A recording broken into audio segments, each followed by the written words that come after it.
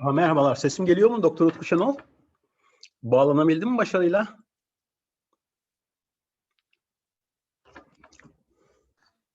Evet hocam, sesim geliyor. Evet, merhabalar. Sayın moderatör, bir önceki oturumdan doğru başarıyla çıkabildim mi diye endişe ediyordum. Sanıyabildim.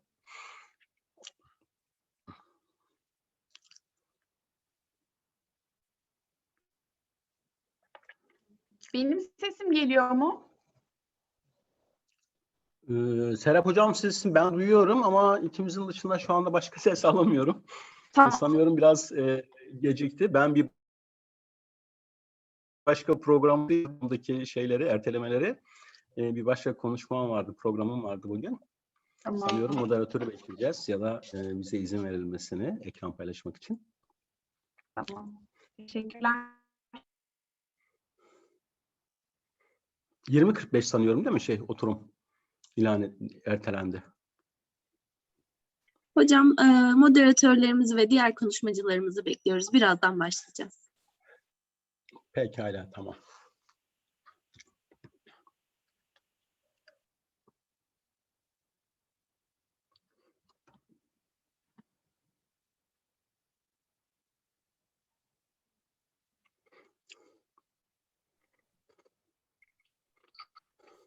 Merhabalar hocam.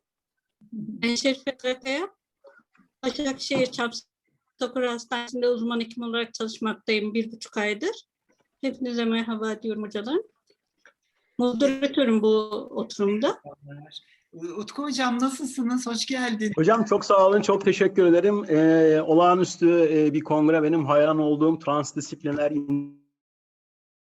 interdisipliner hayranlıkla izliyorum. Maalesef ama bir yandan da izlemeye çok hayran kaldım. Sayın Toru'yu görüyorum. Nasılsınız? Merhabalar hocam, iyiyim. Siz nasılsınız? Teşekkürler, hoş geldiniz. Şerife hocamızın moderatörlüğünde bu güzel planladık. Gidişat nasıl? İlk konuşmacımız kimdir hocam? İlk konuşmacımız Utku hocamız, Utku Şenol hocamız. Buyurun, konuşma başlığını rica edelim sizden. Tamam, önce hocamızdan kısaca bir bahsedeyim sonra. Profesör Doktor Utku Şenol 1988 yılında Hacettepe Üniversitesi Tıp Fakültesinden mezun oldu. Şu anda Akdeniz Üniversitesi'nde radyoloji profesörü ve nöroradyoloji bölüm başkanıdır. Teletıp, yapay zeka, karar destek sistemleri, fonksiyonel MRI, nöroradyo, anal bilişim alanları, healthcare education and virtual services. He is a lecturer at Akdeniz University.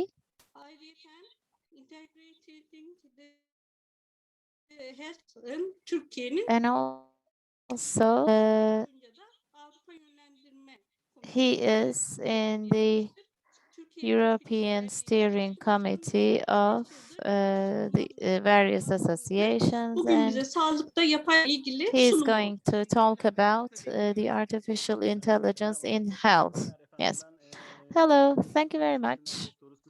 I'm from Akdeniz University. My name is Dr. Utku Şenol. I have a couple of hats in the Department of Radiology and Healthcare IT departments. For the last 15 years, I've been involved in healthcare IT. In the last year of my associate professor education, I had my IT. So, well, being involved in such an interdisciplinary, transdisciplinary congress is quite good, is very honorable. In 15 years,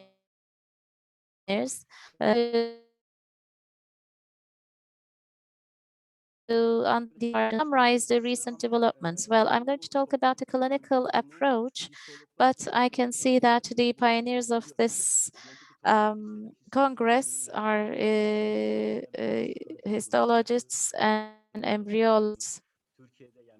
And I know that Bahar Uslu and her association has been quite developed in this field. Artificial intelligence is used a lot, and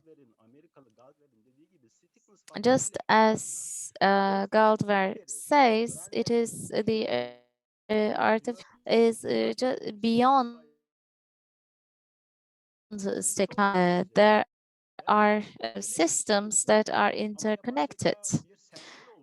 Artificial intelligence is a symbol of others. So I will try to tell you something. This graphic information and data in medicine as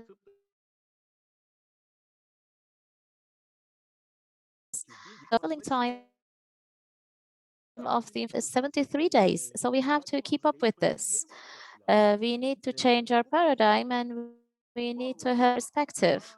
So within that concept, I'm going about the artificial intelligence application of a scientist, IBM Watson.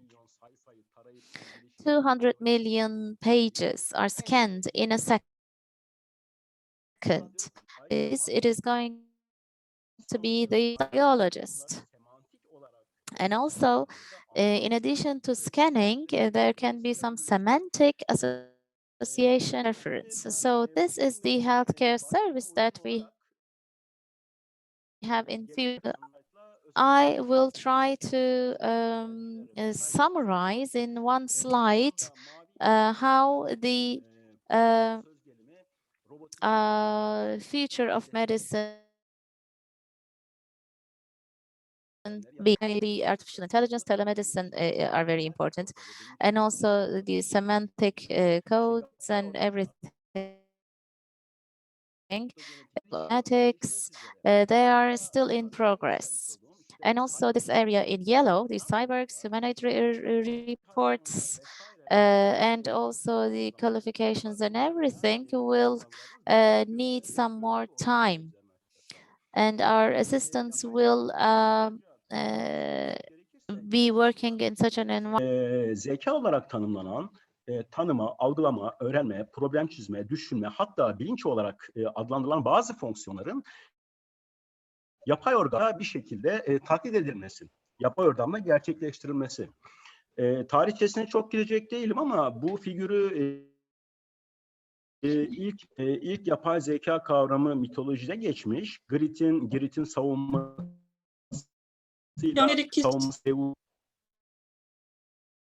Diyorum arkaya sanırım. Ekran paylaşımı.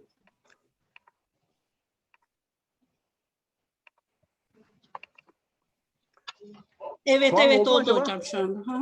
Tamam pekala. Yani çok çok özür dilerim bu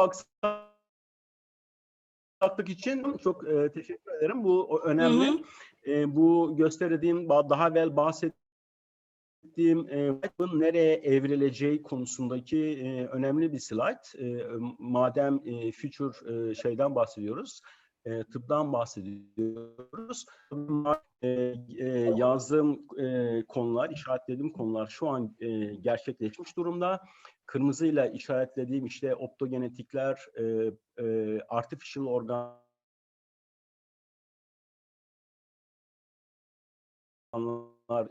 beklenen konular. Evet, yapay zeka geçtim. Talos, bu literatürde çok da tarihçeye girmeyeceğim ama bunu söylemek istedim. Yapay zeka fikrinin ilk mitolojide çıktığı şey bu Zeus'un hani binlerce çocuğu vardır. Onlardan bir tanesi yarı bronz bir robotsu bir şey ve buna Girit'in savunması verilmiş. Ve bu tarihte Artificial Intelligence'ın ilk şeyi kabul ediliyor. Ayrıntılarına sonraki tarihçeye girmeyeceğim zaman darlığıyla ama Artificial Intelligence bir kavram. Bu kavramın içerisinde ve bu kavramsal çerçeveyi oturtmamız gerekiyor. Doğal dil işleme, metin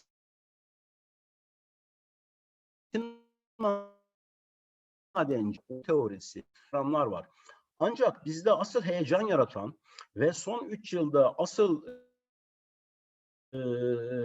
Çünkü medik temel bilimler, klinik bilimler, bir yandan etik, az evvel de vurgulandı, yasalar, matematik, psikoloji, işte sen bilimler ve filozofi fonunun hepsinin ortak olduğu bir alan. Dolayısıyla bu tür disiplinler, ortak disiplinler, transdisipliner bu çok önemli. Öte yandan sağlıkta yapay zekayı biz şu anda asıl gündemde sağlık bakımına vermiş olduğu katkı, az sonra örneklerini sunacağım deniyor ama yapay zekanın araştırmalara, eğitime ve yönetim konusunda da çok ciddi katkılar var. Bunlar birazcık sonradan geliyor. Bu research ile ilgili Big Data bundan önceki konuşmadan değinilmişti. Şimdi bu Gartner inovasyon curve'ü var. Meşhur işletmede çok meşhurdur. Eğer keşfedilirse önce bir beklenti patlaması. Daha sonra bu beklentide bir düşüş kırıklığı olur. Ondan sonra oturur ve gerçekçi bir yerle bir üretim başlar. Bu yapay zeka için de aynı şey geçerli. Yapay zeka tanımı ilk kez 1956 yılında kondu. Ve o sırada gerçekten bir beklenti oldu. Mycin denen tıptaki ilk antibiyotik öneren bir karar destek sistemi, çok meşhurdur tıp bilişimi tarihinde, kondu. Fakat bu başarısızlıkla sonuçlandı. Bir düşüş oldu. Onların bir 5. nesil uzmanları tekrar bir patlama oldu. Tekrar bir düşüş oldu. Ama sanki 1990'larda yapay sinir ağı, yani insan biyolojisinden insan beynini taklit eden, burada teknik detaylarına girmeyeceğim, yapay sinir ağları keşfedildi. Bu sefer yapay öğrenme ve yapay zeka hem tıpta hem birçok yerde patladı, deyim yerindeyse. Bakın bu yapay zeka daha adlandırmadan evvel PubMed'den aldığım bir yayın. Daha o fikirler 1952 yıllarında var. 1951 yıllarında nörolojik araştırma robotları ile ilgili yayınlar var. Daha yakınlara gelirsek 1986 yılında bu bir takım psikiyatride bir takım programlarla yapay zekanın kullanması ile ilgili yayınlar var. Ancak asıl ben bu yakın zamanda, geçen ay bir başka vesileyle taramıştım. Yapay zekayı PubMed'le tararsanız 38 bin tane araştırma sonucu var. Aslında bu sadece bu anahtar kelimeyle aradım. Ben buna yapay öğrenme, neural network'te eklersem bunun doğru şeyi bunun 10 katı. Son yıllarda bu araştırmaların burada bu grafikte bu 2021, 2020 nasıl arttırıyoruz? Yapay zekanın en çok kullanıldığı alan radyoloji. Neden radyoloji? Birazdan bahsedeceğim. Şu anda radyoloji kongrelerinin büyük bir kısmı yapay zekayla ve bu da radyolojinin yayın sayısı. Çünkü bu da nöroradyolojide yapay zeka çalışmalarının sayısını gösteren bir grafik. Bakın eksponansiyel artıyor 2020'de. Elbette ki bu araştırmaların bir ürüne, bir sonuca dönmesi ve diğer disiplinleri etkilemesi olmaz. Neden radyoloji? Çünkü radyolojide 1990 yıllarından beri geliştirilen radyolojik görüntülerin bilgisayar diline aktarılmasını sağlayan DICOM standartları var. Bu DICOM standartları işi görüntü olan diğer birimlerde, söz gelimi işte patoloji, dermatoloji vesairede çok bu nedenle onlar da görüntüyle çalışıyor ama arka plandan geliyor. Öte yandan radyolojinin çok teknolojiyle iç içe olağanüstü bir momenti var. Ve medikal süreçlere çok büyük bir etkisi var görüntü işleme anlamında. Bu nedenle radyolojide şu anda somut sonuçlarını alıyoruz ve görüyoruz.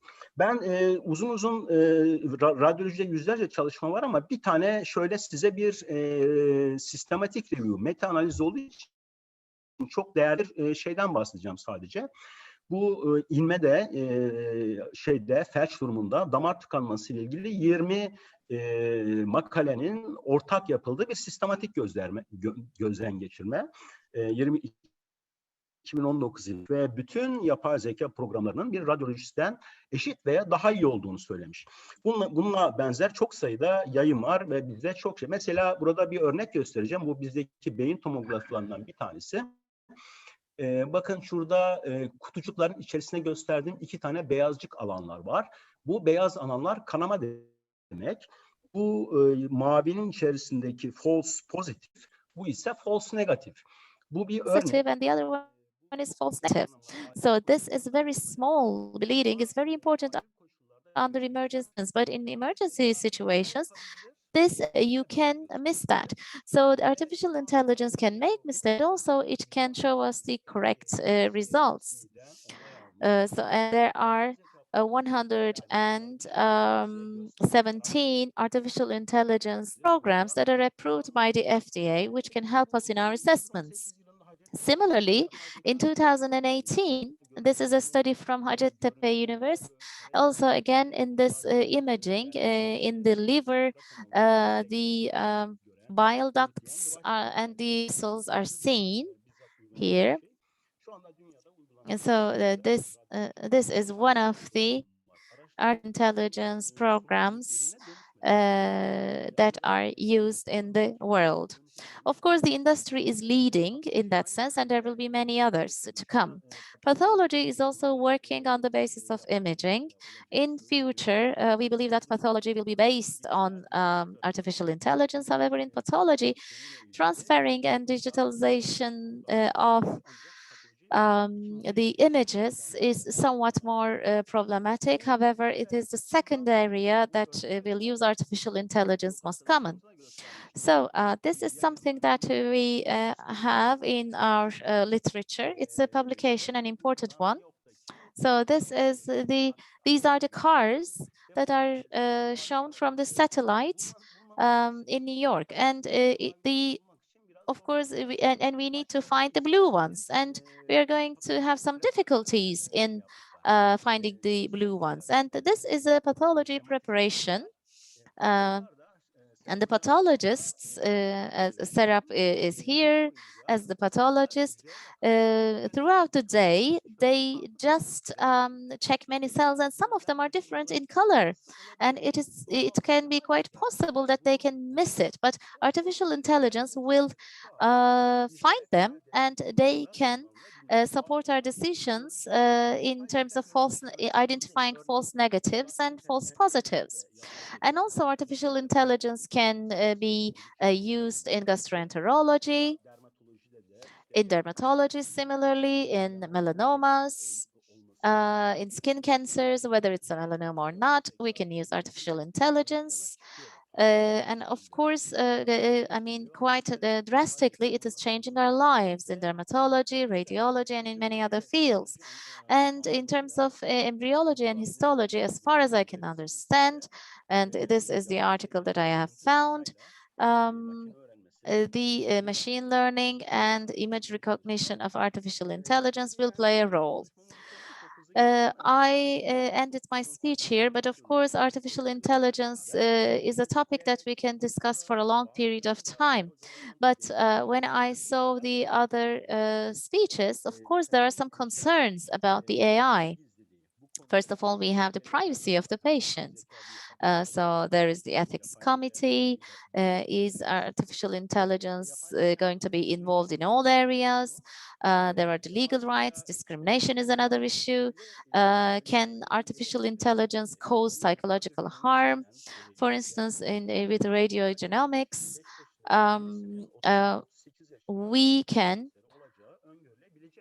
we will be able to predict the pancreas cancer of a 23-year-old person at the age of 37, 38, for instance. And also the classical physician-patient relationship might be harmed. This is another concern.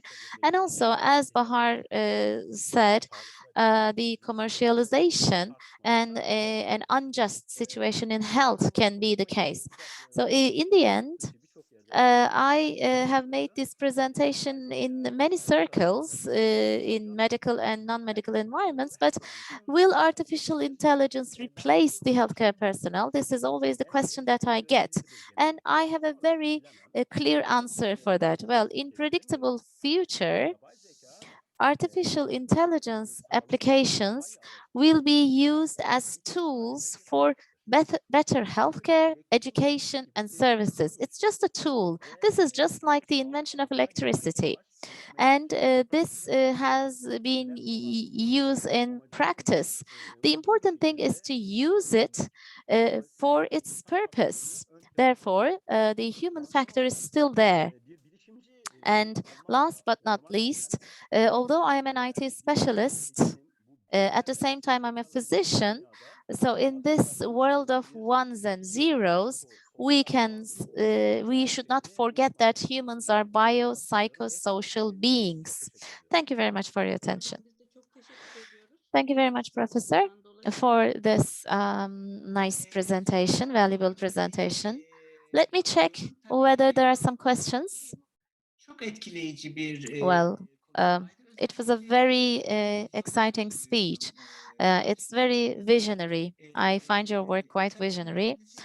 And of course, in interdisciplinary studies, we regard our department as the directors of future, especially in artificial organ laboratories and also in the reproductive science. The stem cell is a key factor, and medicine is going towards this, and we are devising our regulations combining medicine and ethics. But as a person expert in this field, you have some concerns, of course, and it is very important for me because in another medical conference, there were some excited and enthusiastic students of medicine, and they said that the reason the difference between a scientist and physician is that the physician has to think about the good of the human beings, not only for the, they should not only focus on the scientific development. So it is very sensitive. So do you have any concerns about this, or do you have any bad experience on this or negative experience on this? Not so far, but there are some concerns. Well, the artificial intelligence tools are in use. 117 of them are in use, as we said. But is there going to be some mistakes made by our AI? To which extent the AI will be responsible for decision making? And also in the world, there are ethical guidelines that are published quite quickly. And also some legal work is in progress. And the artificial intelligence tools are just being accepted gradually as a tool in the decision-making process of various fields. And I took down the note of what you said very recently. You're talking about biobanks. We are talking about AI, and it is used in imaging, but the data mining and big data are very important. In Europe, there is a position paper in Europe, and there are 27 big banks, biobanks. And in the UK, there is a bank. In Iran, there is a biobank, and they are trying to discover diseases that are specific for Iranian population. There is no such practice in Turkey, but in future, I believe that it will be the case. Well, there is a question from Yasemin Nasır. Well, of course, all the regulations are expected because medicine is developed a lot, and legal, ethical, and social aspects are wondered. Who will identify the limits of artificial intelligence in healthcare? Well, of course, it is a multidisciplinary area. As I said before, it's not only the physicians, the lawmakers, philosophers, ethicists should be involved. And regulations are being devised with the participation of many disciplines. And I always talk about a predictable future because it's quite difficult to predict what the technological developments take us. But in the end, the limitations of artificial intelligence will be under the limitations of human beings in the end. In fact, because of this pandemic, the telemedicine healthcare practices are quite popular, quite dominant right now. Ezgi Ercan is asking a question. Bir soru sormuş size. Yapay zekanın hata yapması durumunda. Hatanın In case of a mistake made by the AI, who will be responsible for this? But I think it will be up to the physicians. Well, for instance, there was the accident caused by the self-drive vehicles of Google, and 4 people died. So, I mean, we are not talking about AI deciding everything on its own for the treatment of a person. Well, the question is, in fact, if there's going to be a problem with the AI, then will it be the responsibility of the physician? Yes, of course. Of course, it is a tool used by the physician. Right now, we are using the equipment electron microscope or another regular microscope. There are some limitations of that, and also the limitations of the AI will be there. Well, young participants are quite interested in these ethics issues and social issues. Okay, thank you very much. Sayın moderatör, bir sonraki Çok teşekkür ediyorum. Ekranımı kapatıyorum ben. Tekrar. Sağ olun. Teşekkür Emine ederim. Coşar hocamız gözüküyor. Hocam istedi ama sanırım yok. Sunumuyla da ilgili bir bilgi gelmedi bana. geldi az önce. Yes. Emine Hanım is going to make a presentation about AI and has a video. If I'm not mistaken, she's from Albert Einstein College. I think we'll be able to listen to her video, and it's going to be a short video. Yes, please.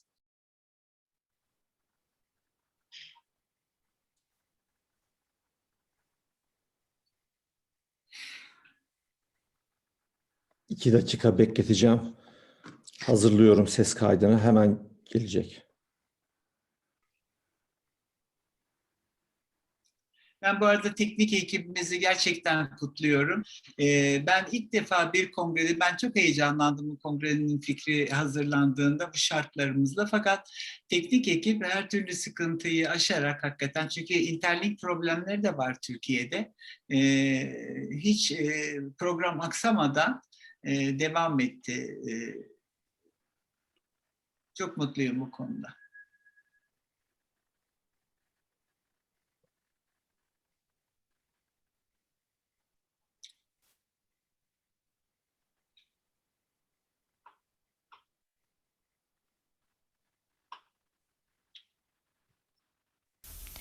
I will be presenting utilizing the Asthma Excel Pro mobile platform to conduct a virtual cohort study during the COVID-19 pandemic. Yapay bir kohort çalışması COVID-19 pandemisi sırasında Medicine and the Montefiore Medical Center. The COVID-19 pandemic resulted in widespread disruptions to on-site clinical studies. We therefore sought to utilize our patient-facing Asthma Excel mobile platform to conduct a virtual cohort study and determine patient preferences throughout the process. We recruited adults with persistent asthma from primary care clinics within the Montefiore Health System, Bronx, New York. During the baseline visit, patients completed either electronic consent, e-consent, reviewed and signed through our project's REDCap database, or verbal consent administered via telephone. The subsequent enrollment process was completed either through a secure video platform or by phone. Following consent, we conducted field testing, informative and summative evaluation feedback to iteratively refine our Asthma Excel mobile platform. Statistical analysis was completed with the chi-square test. 28 patients, 21 female, 7 male, participated in the study, with 18 and 10 completing the e-consent and verbal consent respectively. Of the 18 individuals in the e-consent group, 3 utilized the secure video platform, while 15 used the phone to complete the consent process. Of the 10 participants in the verbal consent group, 1 utilized the secure video platform, while 9 used the phone, whereas 85.7% of the study population utilized the phone to complete the consent process. 62.5% of phone encounters and 75% of video encounters were linked to e-consent completion. P is less than 0.05. While e-consent is preferably to verbal consent within the context of virtual cohort studies, larger trials are necessary to validate these findings. It would be of great interest to determine how e-consent participation impacts attrition patterns.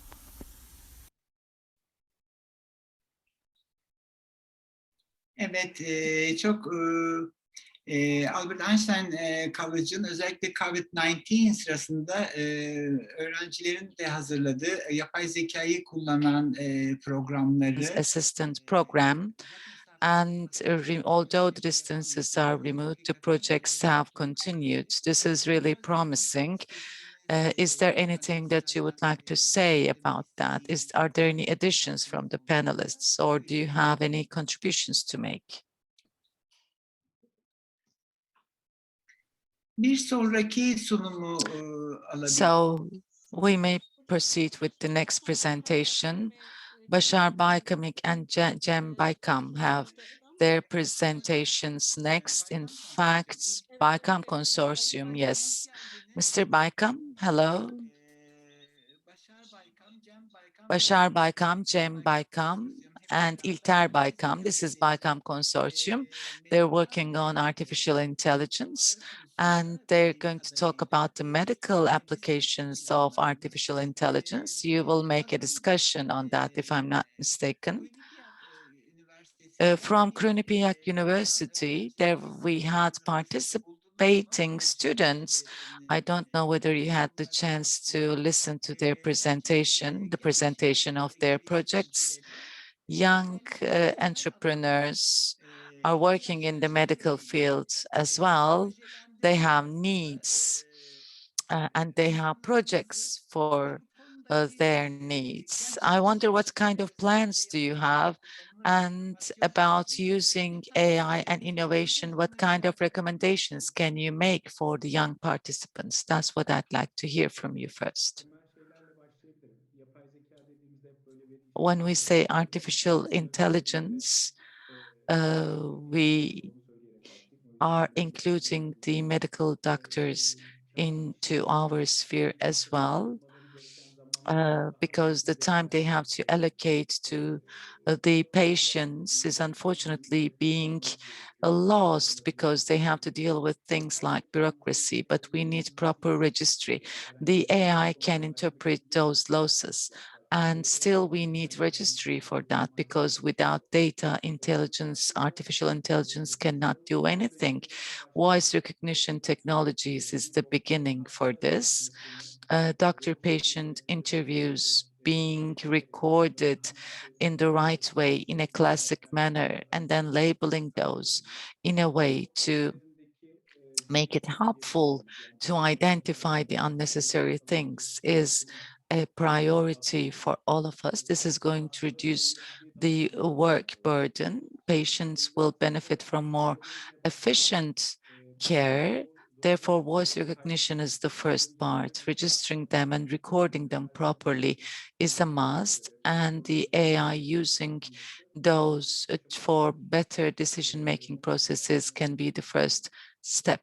This is what I'd like to say at the very outset. Your answer is very satisfactory. Mr. Cem Baykam, in the previous presentation, infertility treatments, sperms and eggs being subject to video recording and being stored for a long time was discussed. After that, the data is being evaluated by artificial intelligence, and this is guiding our treatments. That was this presentation subject matter, but our reservation was that each society can benefit from this, but there is no example setting method for that. Maybe those data should be evaluated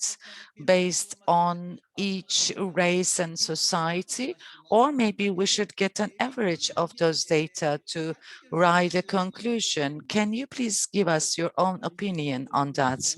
Well, yes, first of all, those who are developing the softwares and those who are not real medical doctors are really fearing something, because we're very afraid of making Yani unsupervised mistakes at this point. I mean, nobody should be working in an unsupervised manner. We would like to refrain from such unsupervised models Bütün veri seti üzerinde because we're making decisions on behalf of the doctors. But in all models, there is an algorithm that is working, and that algorithm has to make a decision. So the deep learning methods should be used, and self-learning is possible as a result of this. So at the end of the day, we shouldn't forget that such data sets have many dimensions, and this is not something which can be associated with human data. Such unsupervised data sets should then be subject to clinical tests. I think that would give us the best results. Thank you very much. I see that you're working on various projects. Dr.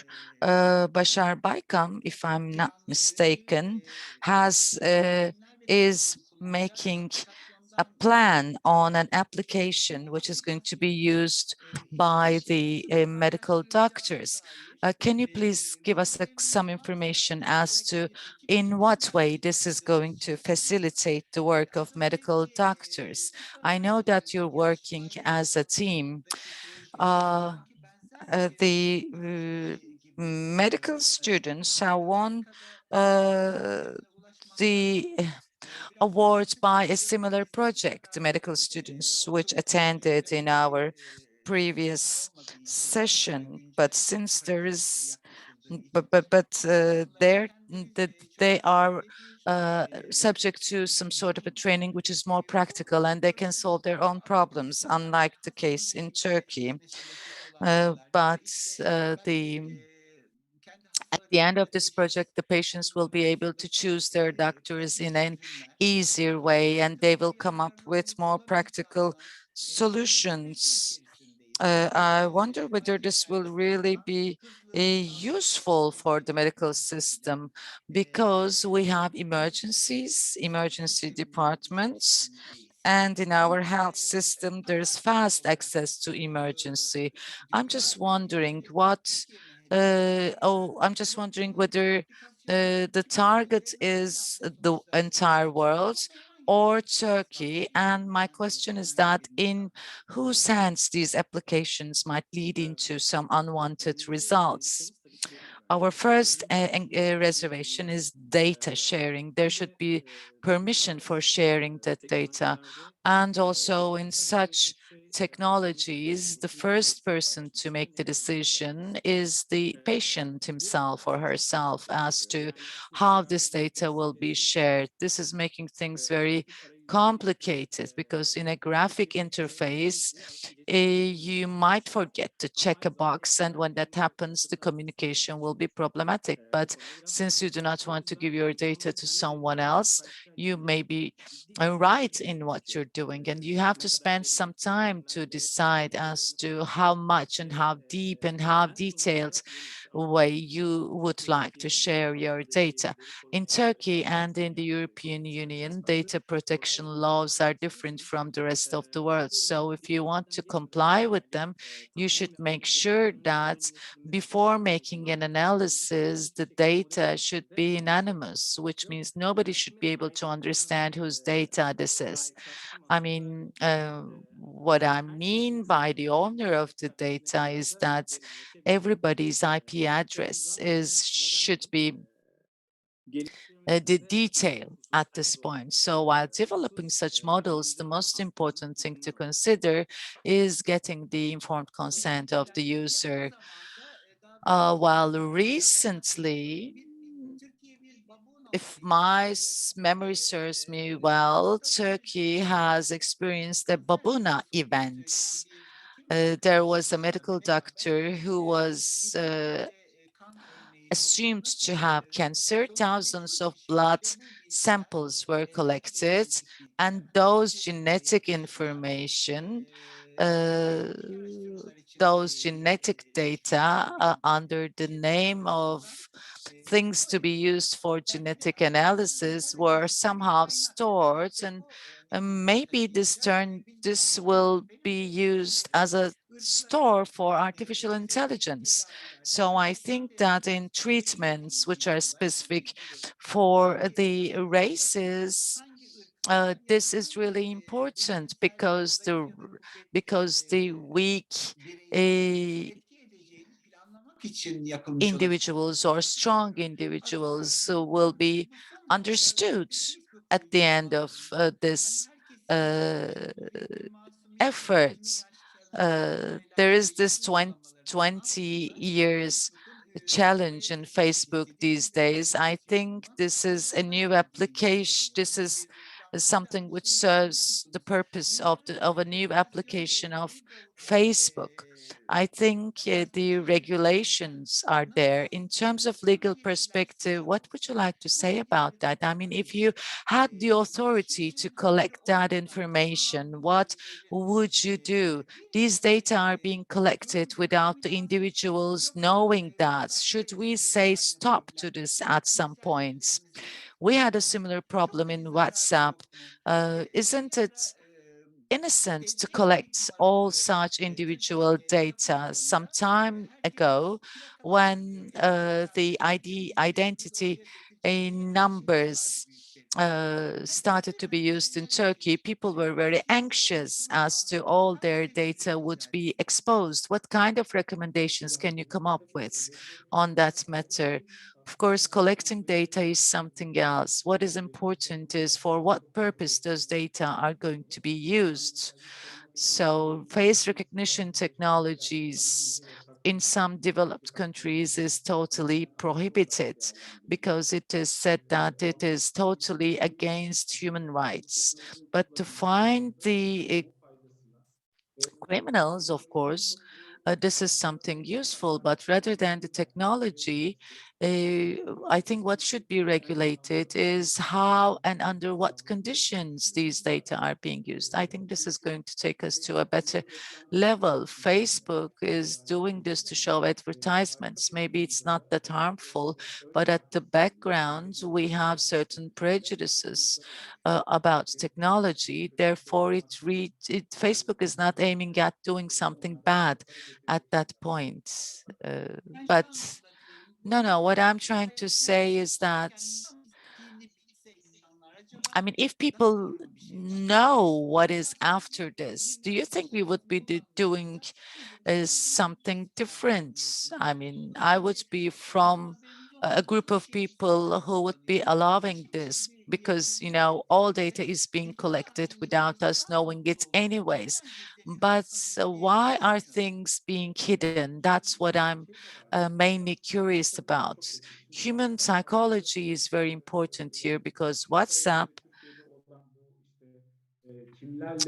2 or 3 months ago said that it would share the personal data with other platforms like Facebook. People didn't like this, but rather than questioning the content, prefer to complain because they think that there is going to be face recognition and people will take every one of us under control. But it is much easier to share things in a social manner, and people can easily share their pictures and can motivate and inspire others to share their pictures without trying to understand what the content is all about. Of course, who is behind this is something that we should know. Different artificial intelligence practices may be developed, and those companies may be after what is happening here. So I'm so sorry. I'm so sorry. I was going to give the word to you anyways. I think the profiles of people are not that innocent things because you can make many assumptions. You can assume your behavioral type and you can categorize the characters of people. For example, one company in China today is downloading the pictures on Facebook and selling the face recognition data back to Europe. We know what happened during the elections. As if I mean, special messages were shown to people under the name of advertisements. And this is how they were understanding whether that individual would be easy to change an opinion. Yeah, well, and the investment was done accordingly in artificial intelligence in medicine congress that took place recently. A friend of mine touched upon the same thing and talked and said that artificial intelligence practice, an artificial intelligence practice in an application, in a cartoon, was then used for another purpose. A politician in North Korea was made to talk in that application. I mean, the ethical borders of science can hardly be drawn. Ethics cannot catch up with that. So your contribution has been very valuable for us. Thank you very much. We wish you success in your work. I personally am following your work with great curiosity, and I think things that you'll do will be very contributive for the entire mankind. Cem Baykam, İlter Baykam, Başar Baykam, I wish you all the success. I wonder whether there are any questions from the audience. Utku Bey, do you have any questions? I found this discussion very interesting. The health data are really important. As Mr. Baykam has mentioned, GPR, there is this a GPR law in Turkey, but rather than that, there are global values of medical doctors, and they precede the principle of do no harm, the principle of autonomy. Therefore, health data are quality data from a legal perspective, and in order to use them, the privacy should be considered in the first place. Of course, the data of the engineers are really important. When there is data, they can do everything.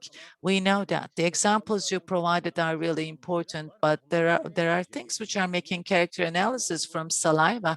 Therefore, confidentiality is debatable from an ethical and administrative perspective. I think these subjects are very special and they're of great priority.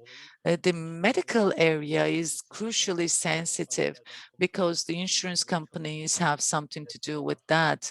For example, the diseases, foreseeing the diseases which a person might carry in the near future are important. These are really special things to discuss. Medicine is a special area.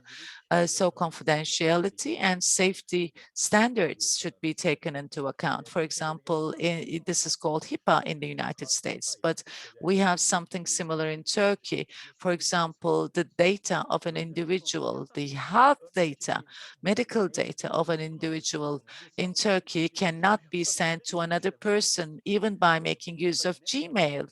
But to what extent is this rational? That is debatable, but the principle of confidentiality, that is the basic confidentiality rule in Turkey, is really sensitive. There are those telemedicine practices that we have these days, and it is something that's going to be further worked on in the coming days. Thank you very much. The next speaker, excuse me, the next speaker is going to be Assistant Professor Havva Torun from Akdeniz University Faculty of Medicine, Department of Pathology, Digital Pathology, and the Cognitive Solutions Past and Future. Yes, we're looking forward to hearing the next presentation. Thank you. Thank you very much.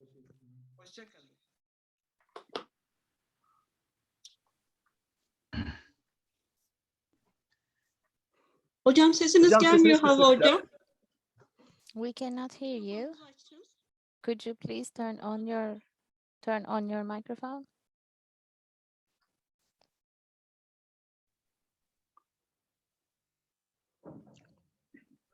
Havva hocam sol alt köşede mikrofon işareti olmalı. Ona tıklayabilirseniz eğer. Yok hocam. Hallettim çünkü ekran kilitlenmesi bir sorun yaşadım. I have a problem with the internet connection. My screen is just locked. So Hocam görüntünüz sesiniz gitti ama we no longer have your camera nor sound. Bu arada Serap Hocamı sabırla In the meantime, ama kapanış konuşması da çok sizden başkasına veremeyeceğim kadar kıymetliydi Serap Hocam. well, we have been longing for your presentation, but the closing speech should be made by you.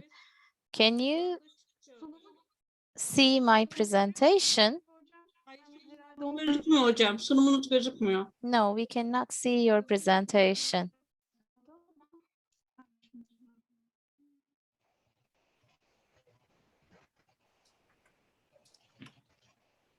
Hüseyin hocamızı takdim edelim beraber. By the way, let's present Hüseyin.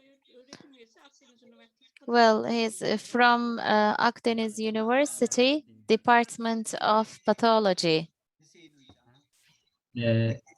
Çalışma alanlarım computer vision, Well, bilgisayar görüsü diye geçiyor. Aynı zamanda I'm working on computer imaging, machine learning, image processing, sound, voice processing. These are the areas that are quite up to date. birkaç And also, beraber Serap Hoca'yla çalışma in this study, we are going to talk about the works that we have. gerekiyormuş. Birkaç dakika çıkıp geri gireceğim. We have some Hiç telaş etmenize gerek. Tamam.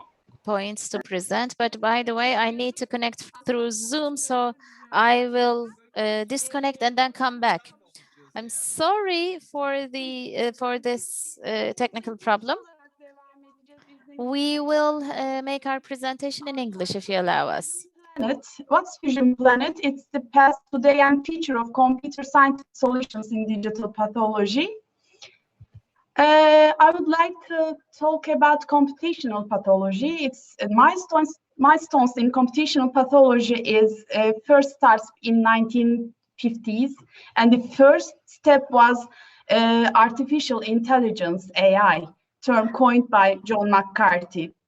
There are many steps followed, but most important revolution is in 2018, FDA permits first medical device using AI to detect diabetic retinopathy in adults. It's a very important step for medical science. There's a team, computational pathology team. The team is not a multidisciplinary team. It's really different for the medical doctors. This is an interdisciplinary team with pathologists, data scientists, and engineers. And I would like to thank my colleagues. There are also some challenges. Standardization and normalization is one of the most important challenge. And the other challenge is the role of team members in computational pathology. This is really weird for pathologists. We have a critical role. It's really common for routine examinations to introduce medical questions and clinical applications to the developer team. And our new role is really interesting. Not only slaytların ilerlemediğiyle ilgili uyarı geldi de arkadaşlardan. Slaytlar ilerlemiyor. Ekranda ilk slayt görüntüsü var hala. Okay.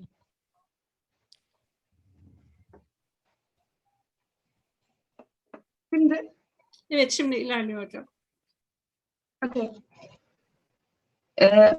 Then may I start from the beginning? This is the milestones in computational pathology. Okay. There are some milestones in computational pathology. First step was artificial intelligence, term coined by John McCarthy in 1956.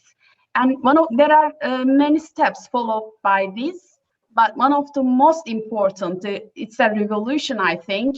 In 2018, FDA permits first medical device using AI to detect diabetic retinopathy in adults.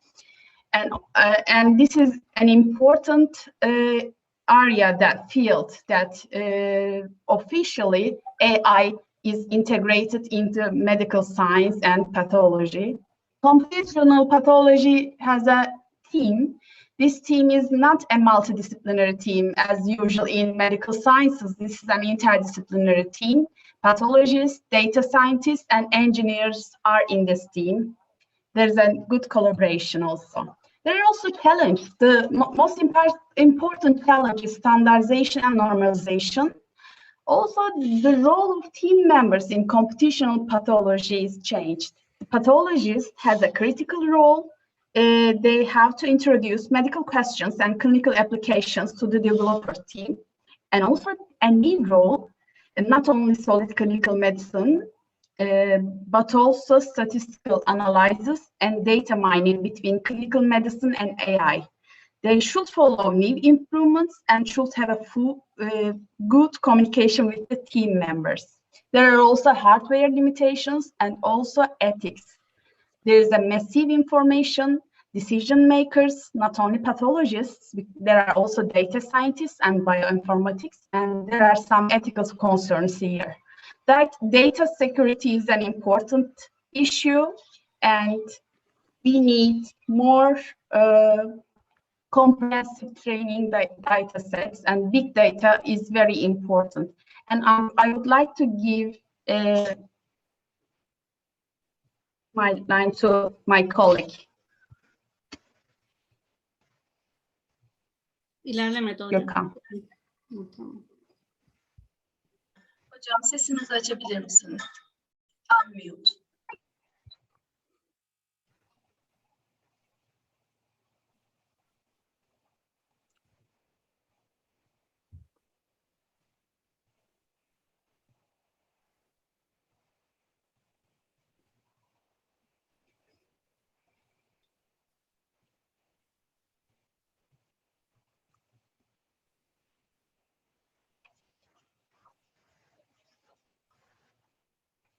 Hüseyin Hocam, ekranınızı görüyoruz. Slide modunu alabilirseniz. Tabii ki. Sesinizi de duyduk.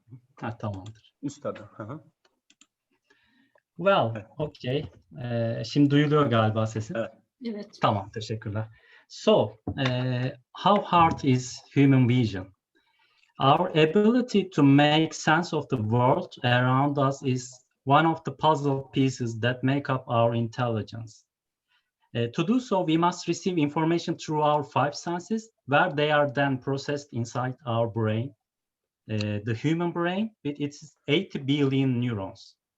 It is one of the most complex systems on the earth. And out of all these five senses, more of our neurons are devoted to one sense than the other four combined. Yes, you are right. I'm talking about human vision. It's hypothesized that the visual processing is done in a hierarchy of regions and increases for each region as the visual information gets passed along. However, we are not always very good at seeing. Illusions say that the king is naked sometimes. For example, these two lines have the same length. However, we are fake to think that the right one is longer. This is due to our biases and shortcuts to interpret the visual world. Coming to vision in computers,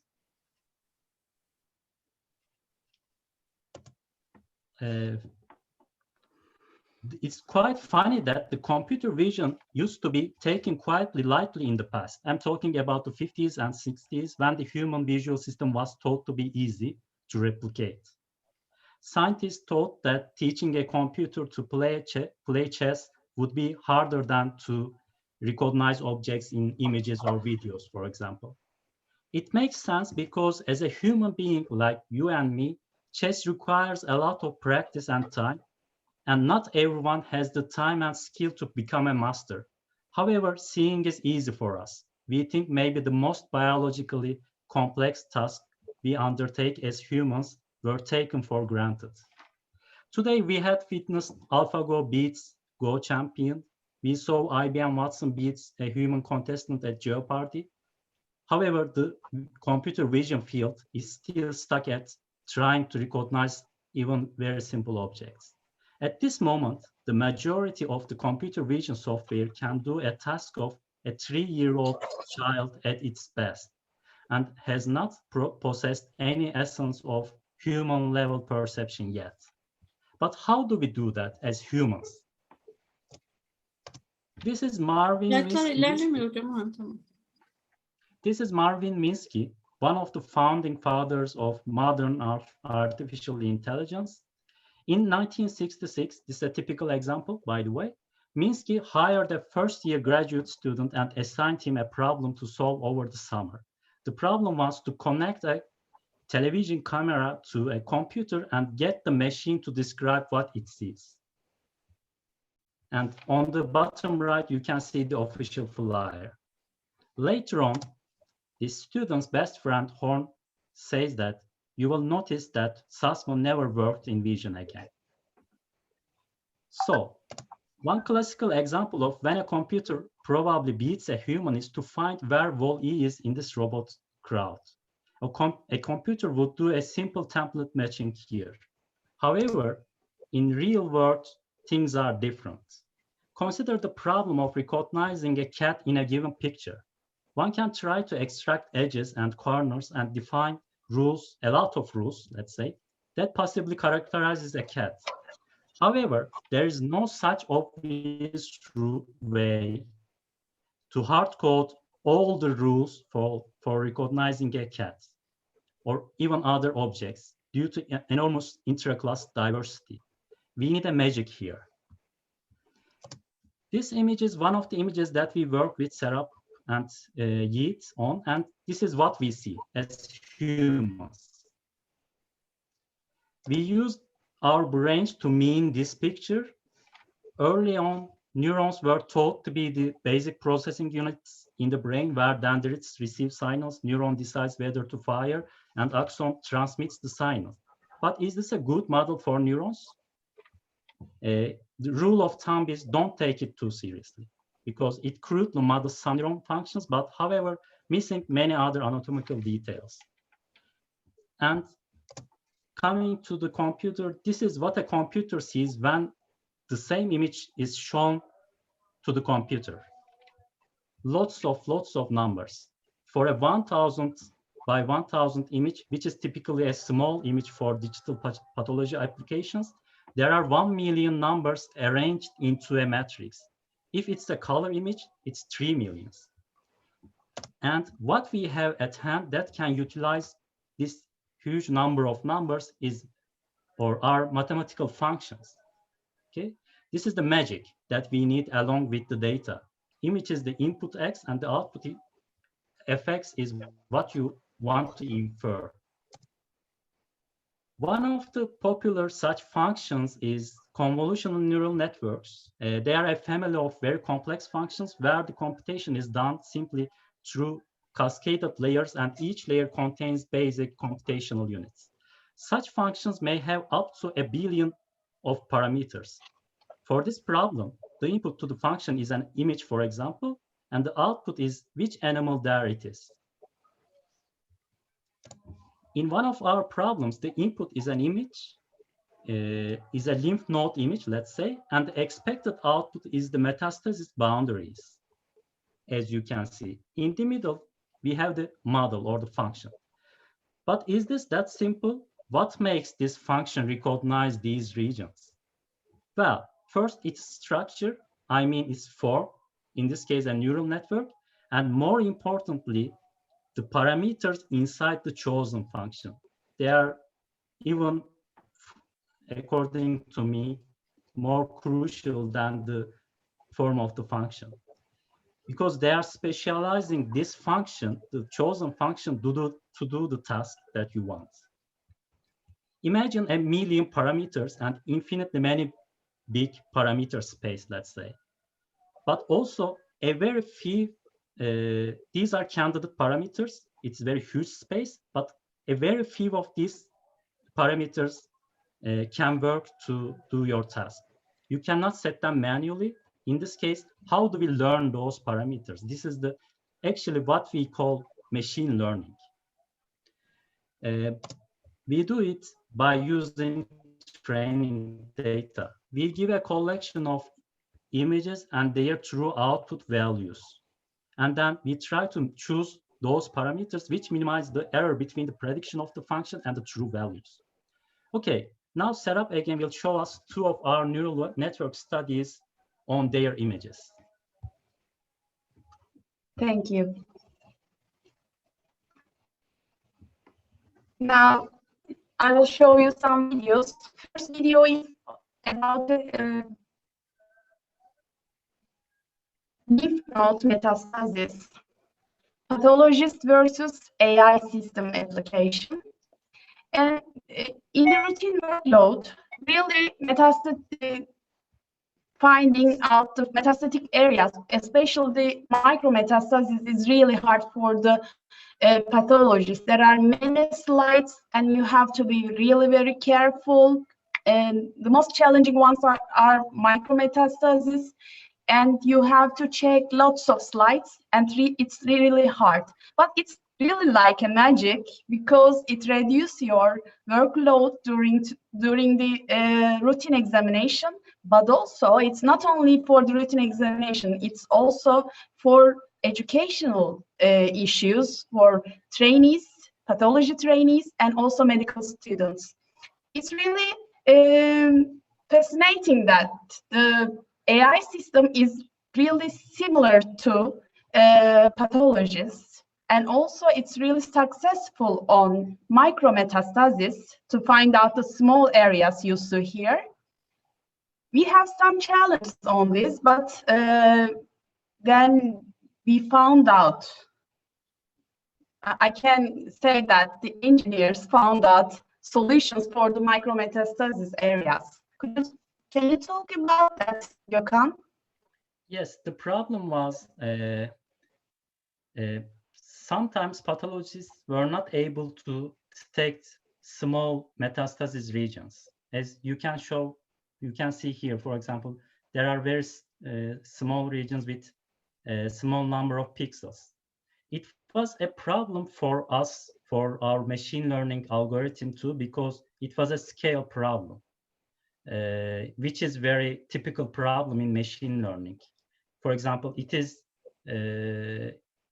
let's say, it is very difficult to differentiate between Yao Ming, which was a very famous basketball player, 220, I guess, his height, and for example, let's say 150, two people with two different heights.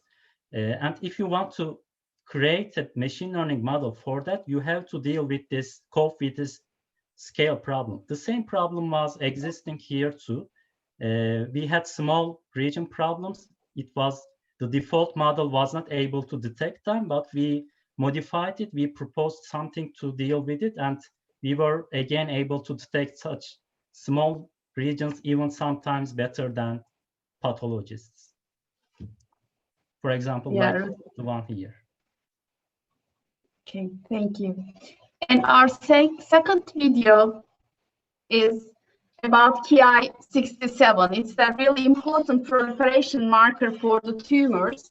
It's a prognostic marker, and we have to count 1,000 cells, and we have to detect the negative and positive ones. This application gives us chance to count the exact cell and to detect the exact number of positive and negative cells easily.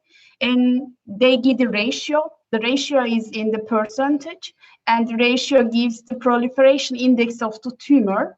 And while this application, we can also change and qualify the negative and positive cells, and we can correct the cells if they are negative, or we can delay it if it's not negative or positive.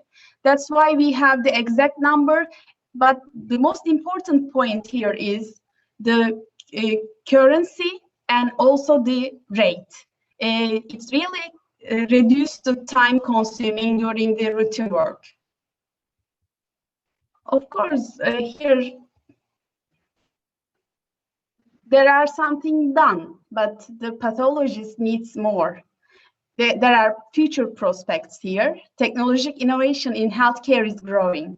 The growing medical data, genomics, proteomics, informatics, and whole slide image became a data-rich pathomics.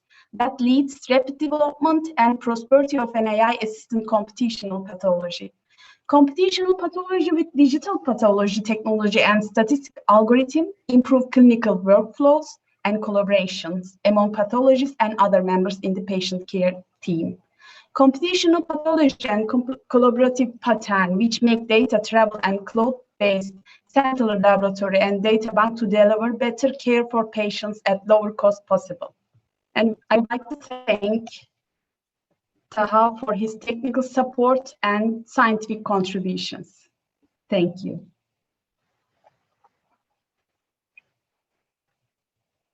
Thank you so Çok much. teşekkür ediyoruz hocam sunumunuz için.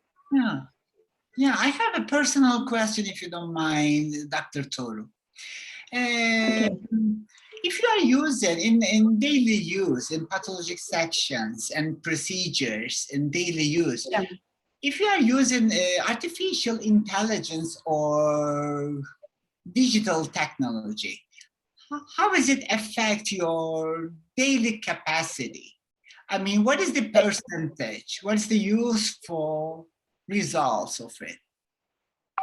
In the routine examination, I would like to say that it's not really taking the big part of my routine examination, but my dream is having the whole part, because digital pathology is coming very common and improvements are really very common in the world, but Turkey is really not following those countries. But I think in the near future, whole pathology will be in digital pathology, because it will work as a cloud, and we can consultate, we can collaborate with the other experts and pathologists and all over the world. I think not only the morphology, not only the light microscopy, we also will use there are also some applications are used for molecular techniques, but I think from morphology, maybe in the future, AI will give us from the hematoxylase slides some molecular clues. I think so. I hope Gökhan will say something about it. Yes, I think I'm not very good at those technical terms that you use in medicine, but I can say that this kind of applications is studied worldwide, and they are just for assisting pathologists or doctors. They cannot be used as the first stage actor. And for example, one application can be, they are using dyes, they are dyeing their tissues, for example, pathologists. Is there a way, or is there an artificial intelligence model that can predict those dyings, for example? This is one very important application that can both gain time and money, because you pay for those colors. And also another important thing is tissue conserving, because tissue is a molecular data, and we have to preserve it for the future treatment modalities. That's why I think Gökhan told a very important point, because we are talking always about this together, and it's a very important point, and they have some future visions about that. I think it will be possible, and also we can work label free. In the same label slide, we can see many dyes, histochemical or immunohistochemical. I think it will be possible in the future. Right, thank you. It's a very visionary presentation. Thank you all, both of you. And so I think so it is everybody's curiosity. What is the differences between the digital diagnostic success and individual? I mean, is there any article or published about it? Yeah, there are some. There are some. Mhm. In digital pathology, especially I'm working on nephropathology, kidney biopsies, true cut biopsies, the success is higher. I cannot say the percentage, but it's higher because you can evaluate whole slide easily and come back with the the screen. And I think we are really coming very. It's a user friend, the screen for the young scientists. That's why I think it's getting better. Thank you. Thank you so much. Thank you so much. Is there any other question? I'm checking the question section, and yeah, we have a question from Ezgi Ercan. She's saying, then can we say that the grading and staging in tumors and cancer will change in the future too? Is it? I think so. I think so. It will change because, as I told on the video, in lymph node metastasis, we only say it's positive or negative. But in the future, with AI applications, I think we will give the tumor load, and it will change the prognostic factors. I think many things will change in the future. Yeah. But the most important thing in this field is to distribute this technology to all parts of the country. It's very important. Utku Hocam bir şey mi eklemek istiyorsun?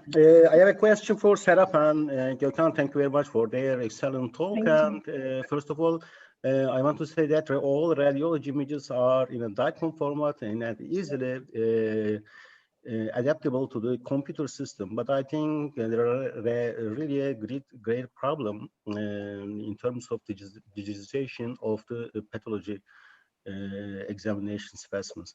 What do you think about that, and how do you cope with that? Oh, it's.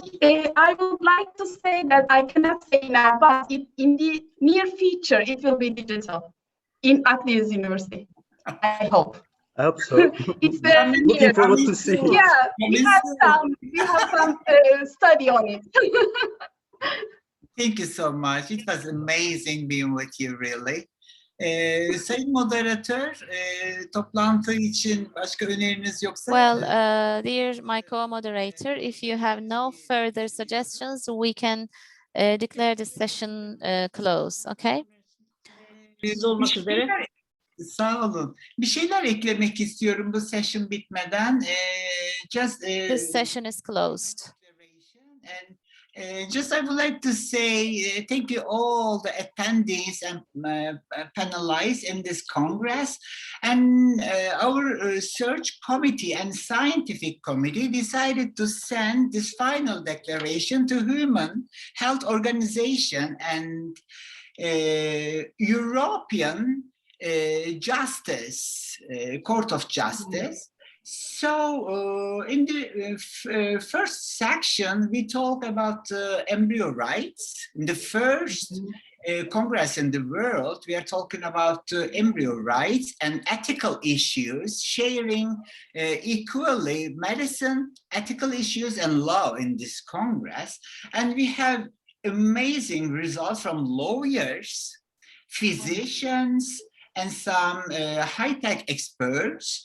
And thank you, more than 30 physicians and lawyers joined our Congress, and almost 10 sponsors, and some medical students and competition winners, pitch winners joined us, and they shared their nice newest projects. Congratulations again. And and also we have a Turkish Minister of Health representatives, and surprisingly, he shared some new ideas about our special physicians, so Turkish physicians, and also a Turkish model of the reproductive medicine, and he explained of the definition of who is the clinical embryologist, and he said legally mentioning the clinical embryologist should be physician and graduated by histology and embryology department in medical faculty. And we talk about the gene gun and newest technologies, artificial reproductive treatment, and chemo-met bombing. And these are newest terminology in the first time in the World Congress. And the other one, artificial intelligence and new drugs, biological drugs, and 21st century IVF. There are lots of nice subjects and presentation, and these are verbal declaration, and I'm preparing a final declaration written by in our Congress main web page soon, and we are preparing Congress book, and it's my honor if you are sharing your articles and your summaries or some new ideas. Of course, I can use in our Congress book. And so I would like to thank you all. And please, I'm inviting the next year's session and next year continual Medical Pioneers Congress. And the next session for the closing ceremony, we are listening to our co-chair, Professor Ahmet Şen from Samsun Ministry of Health Department. Thank you all. Thank you. Bahar Hocam, bir soru var. Tabii, buyurun. Üniversitede araştırma görevli bir soru sormuş Ümmüsüm. Devlet üniversitelerinin araştırma görevlerinin kullanımı için bu dijital ölçümler örneğin imünfloresanda hücre sayımı için. İmmünfloresansta hücre sayımı için ne kadar kullanılabilir? Maliyet olarak indirgenebilir mi? Count in state universities for these digital measurements. For instance, the cell count in immunofluorescence, can it be used in state universities? Can there be a future? And for instance, could it be used for cell count? But of course, there should be an optimization for this cell count. There are certain studies, but in routine applications, for instance, in key 67, we also use that. First of all, we turn that into digital photograph, and then the image processing is done. And then about the cost, I don't know what Gökhan will say. Right now, the costs are quite high, but some of the eğer bizim kendi ülkemizden olacak. If the application comes from our own country, if the codes come from our country, but then of course the cost will be much lower. What would you say, Gökhan? Well, all the applications are started to be transferred to cloud applications. So, I mean, most of the time you cannot just download an application. You need to use the cloud, and we also have open code almost. So it's a completely free environment. Well, in terms of software part, I do not believe that the software will cost a lot. When I think about our own projects, software will be a very negligible cost for these types of applications. Gökhan ve Yiğit'le tanıştığım için çok I can say that I'm very happy that I have met Gökhan and Yiğit, because I'm learning new things all the time. It's quite entertaining, and it's quite promising when you work with people from other disciplines, and it's really great to work interdisciplinary. Thank you very much. Now I close this session. Thank you very much, and thank you. I would like to congratulate Şerife Hanım for your moderatorship. Okay, thank you. Hoşça kalın. Thank you. Good evening.